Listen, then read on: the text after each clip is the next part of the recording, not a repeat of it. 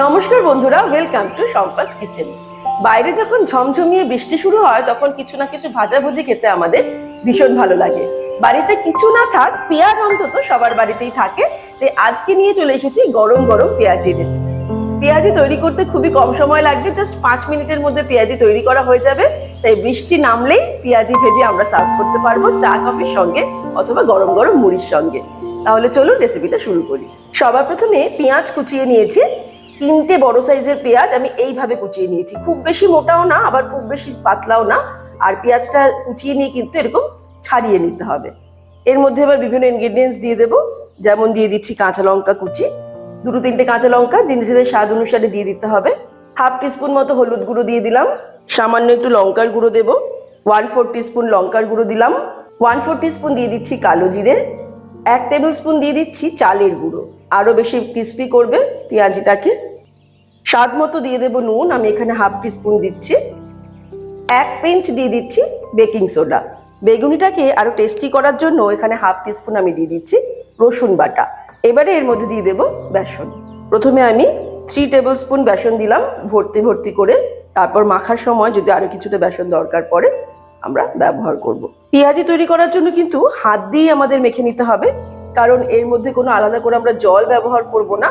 পেঁয়াজের রস দিয়েই কিন্তু আস্তে আস্তে এটাকে মাখতে হবে। আস্তে আস্তে পেঁয়াজটা নরম হয়ে যাবে মাখতে মাখতে, আর পেঁয়াজের রস দিয়ে কিন্তু এটা মাখা হয়ে যাবে, আলাদা করে জল দেওয়ার কোনো দরকার নেই। যদি আর একটু বেসন দরকার পড়ে সেক্ষেত্রে আমাদের বেসনটা দিতে হবে।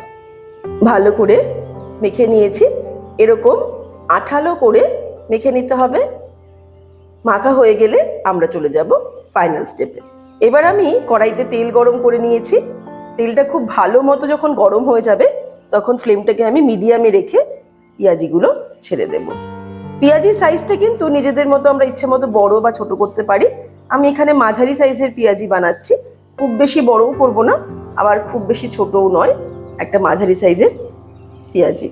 পেঁয়াজি ভাজার জন্য খুব বেশি তেলও লাগে না, এরকম ডুবো তেলের দরকার নেই, অল্প তেলেও কিন্তু এপিট ওপিট করে পেঁয়াজি ভাজা যায়। আর সর্ষের তেল বা সাদা তেল যে কোনো তেলেই কিন্তু পেঁয়াজি ভাজা যাবে।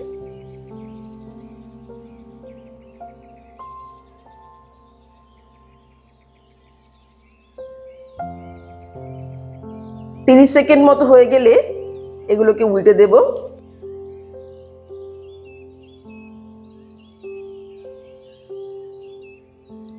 এইভাবে 1 মিনিট বাদে বাদে উল্টে পাল্টে এগুলোকে আমাদের ভেজে নিতে হবে।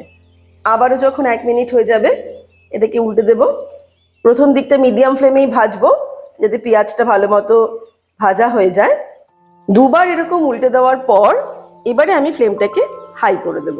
হাই করে দেওয়ার পরে আবার উল্টে দিচ্ছি। মোটামুটি 3 থেকে 4 মিনিট সময় লাগবে একবারে পেঁয়াজি ভাজতে।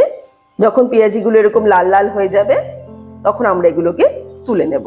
ব্যাস, 1 থালা পেঁয়াজি ভাজা আমাদের কমপ্লিট। এবারে আমরা এটাকে গরম গরম সার্ভ করব, চা কফির সঙ্গেই হোক বা রাতের ডিনারে ডালের সঙ্গে ভাতের সঙ্গে কিন্তু সার্ভ করা যেতে পারে এই পেঁয়াজি। রেসিপিটা ভালো লাগলে রেসিপিটাকে লাইক করতে আর শেয়ার করতে ভুলবেন না। আর এরকমই দারুণ দারুণ রেসিপির আপডেট পাওয়ার জন্য সম্পাস কিচেন চ্যানেলটিকে সাবস্ক্রাইব করে নিন। ভালো থাকবেন, সুস্থ থাকবেন। আমি আবার হাজির হব নতুন নতুন রেসিপির সঙ্গে। নমস্কার।